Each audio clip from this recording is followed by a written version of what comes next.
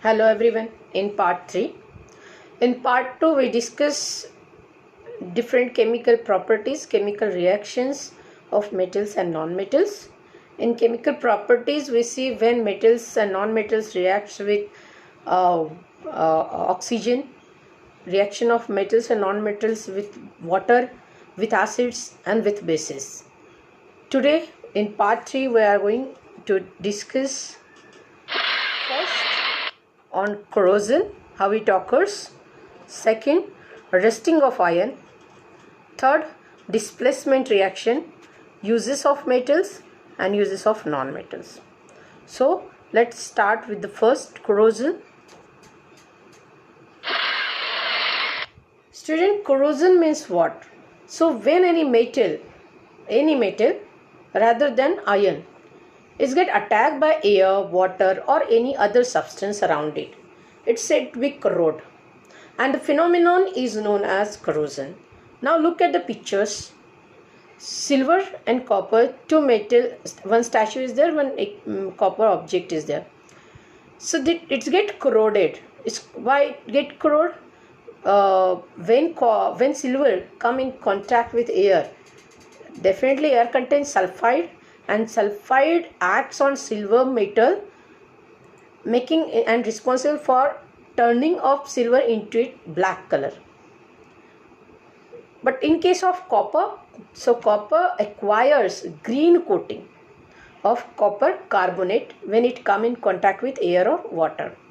How this reaction happens? Let's see. When copper vessel reacting with H2O means water, CO2 and oxygen, O2, it gives out copper hydroxide and copper carbonate. Focus here. Copper vessel on reacting with water, carbon dioxide and oxygen. What it is getting? Copper hydroxide and copper carbonate. This together nothing but known as green coating is formed on the copper vessel. Now next is what is meant by rusting. So all metals corrode, but only iron get rust. So how it happens? So when iron object is left in moist air, similarly, for considerable time, it gets covered with red flaky substance which is called rust. And rust is nothing but it's a soft crumbly substance. It soon get flakes off, then more iron get rust. You have seen iron nails, screw, then pipes, tawa, khurpi is also there, even railings. So they covered with red brown flakes rust. When they are here, then we put them in the moist air. So which two things are responsible for rusting to happens?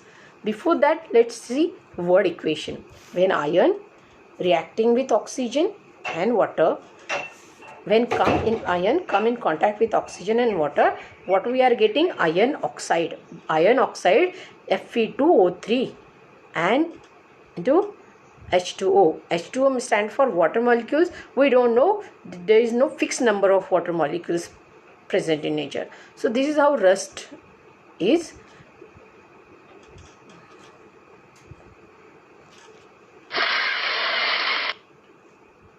Which are those two conditions which are necessary for rusting to take place? The first one is the presence of oxygen, just now we discussed, and presence of water.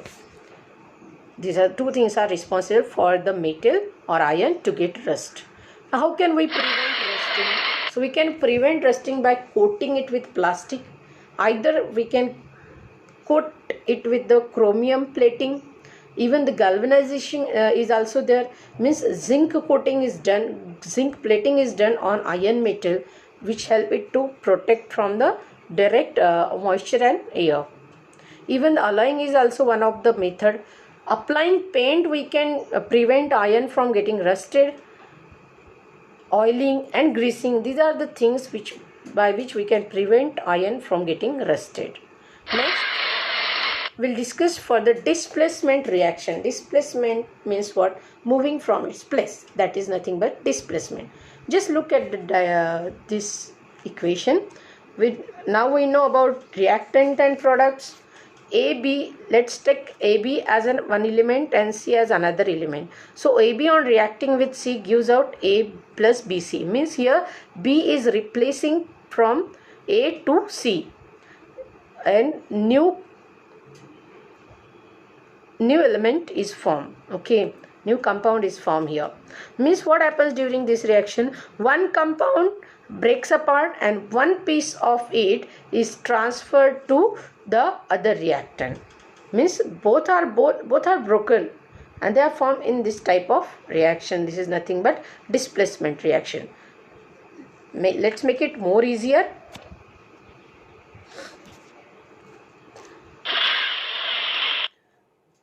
Displacement is nothing but a more reactive metal can displaces a less reactive metal from its compound in solution or molten state. For example, if metal A displaces metal B from its solution or molten state, means A is definitely more reactive than B. That's the reason A is not moving from its place, only B is moving from its place. Okay, here metal A plus salt solution of B, when reaction happens, then salt solution of A, salt deposited in A and metal B gets separated. Okay, in detail, copper sulfate, take example of copper sulfate on reacting with iron, what we are getting? Iron sulfate, means sulfate is deposited to iron and copper is getting separated in this reaction. This is how displacement reaction takes place. CuSO4, that is stand for copper sulfate, Fe stand for iron, FeSO4 stand for iron sulfate and copper. Cu stand for copper. More, if it may happen in case of zinc, when copper sulfate reacting with zinc, what will change? Zinc sulfate is deposited on zinc, forming zinc sulfate and copper. Just look at this picture. Zinc, you are able to see zinc and copper sulfate solution is there. Now in the next picture, what happens? Zinc getting separated, zinc, and what is happening? Copper is getting separated and zinc sulfate is formed. Here zinc electrode getting replaced to here copper is deposited on zinc electrode in this way. Okay.